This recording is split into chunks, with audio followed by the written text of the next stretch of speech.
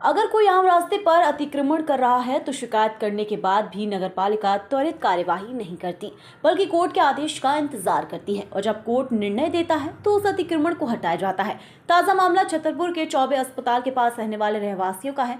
रहवासी राधेश्याम मिश्रा का कहना है कि वे पिछले कई वर्षों से आम रास्ते के अतिक्रमण हटाए जाने को लेकर लड़ाई लड़ रहे हैं, लेकिन नगरपालिका प्रशासन और जल प्रशासन ने इस संबंध में जब कोई कार्यवाही नहीं की तब हमें मजबूरन न्यायालय की शरण लेनी पड़ी।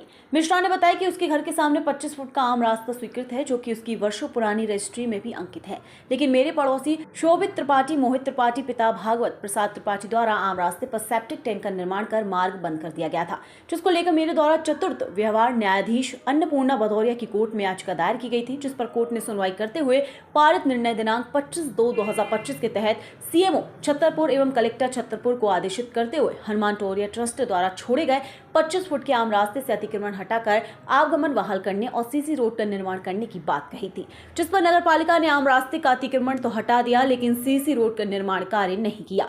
पूरे मामले में सीएमओ माधुरी शर्मा का कहना है कि कोर्ट के आदेश पर आम रास्ते में बनाया गया सेप्टिक टैंक और दीवार को हटाया गया है और सीसी रोड निर्माण के संबंध में दोनों रहवासियों के दस्तावेज मंगाए गए हैं। दस्तावेज सत्यापन के बाद मार्ग बनाया जाना संभव होगा। उपरोक्त गंभीर मामले में खबर दिखाए जाने के बाद अब देखना होगा कि रहवासियों को कब तक न्याय मिलता है, ये बड़ा सवाल है।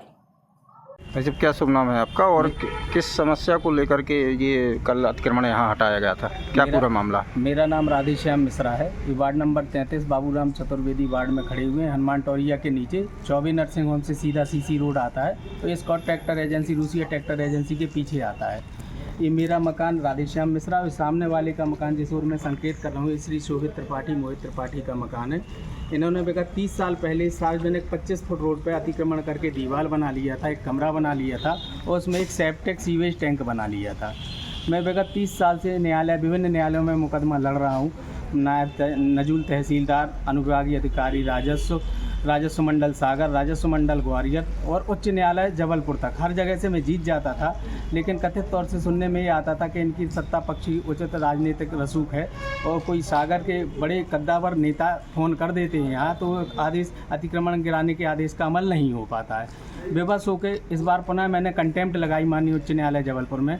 माननीय उच्च न्यायालय जबलपुर ने धारा 39 सुखाधिकार अधिनियम के तहत सेशन कोर्ट को निर्देश दिया कि इस मामले को सुने और इस पर निर्णय दें। सुखाधिकार मतलब आदमी का मूलभूत अधिकार है मार्ग प्राप्त करना। नगर पालिका ने कल किस तरीके से वही बता रहा हूँ।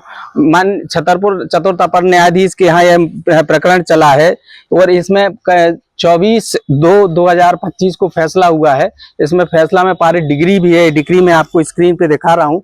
इसमें साफ माननीय न्यायालय ने कहा है कि अतिक्रमण हटाया जाए, रोड बनाया जाए, रोड सुलभ किया जाए और उसके बाद शाश्वत काल के लिए इस पर निषेधाज्ञा अर्थात स्टे लगाया है। संबंधित मकान के मकान मालिक श्री मोहित त्रिपाठी 10-12 गुंडों के साथ आए। 8-10 दिन पहले भी गाली गलौज करके चले गए थे। मैं अपने काम पर गया था, कल फिर से आए। उन्होंने संभवतः, ऐसा मुझे सूत्रों से ज्ञात हुआ है कि नगर पालिका को फोन उच्च सत्ता पक्ष एक बड़े नेता से करवाया है। तो नगर पालिका ने ही यह अतिक्रमण गिराया था अपने अतिक्रमण विरोधी दस्ते के द्वारा और नगर पालिका ने ही पुराई करवाई थी। नगर पालिका कल अपनी जेसीबी मशीन और 10-15 ट्रैक्टर लेके फिर से मिट्टी उठाने आ गई सत्ता पक्ष के संरक्षण के कारण।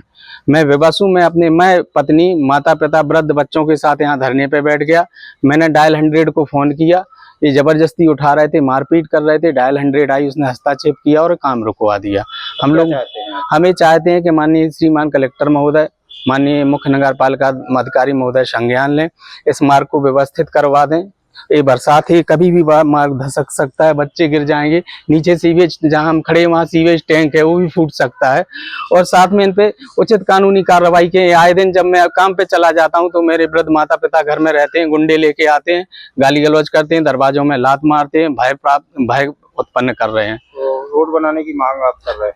मैं माननीय मुख्य नगर पालिका अधिकारी महोदय, श्रीमान कलेक्टर अधिकारी महोदय से ही निवेदन करना चाहता हूं कि इतना एक 50 फीट का सीसी रोड है, 25 फीट चौड़ा है, इसमें रोड बना दिया जाए।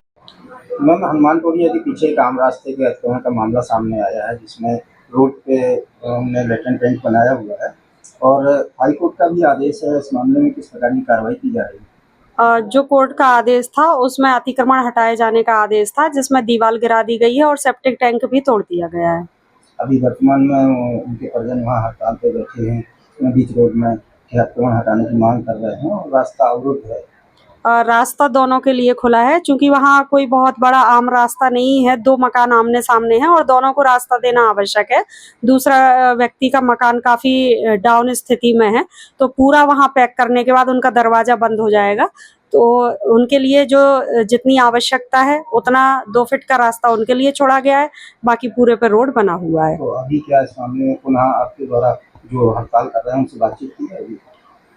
उनके द्वारा जो हड़ताल की जा रही है वो गलत की जा रही है। कल भी वहाँ रास्ता बनाने में उनके द्वारा काफी व्यवधान और अवरोध उत्पन्न किया गया था।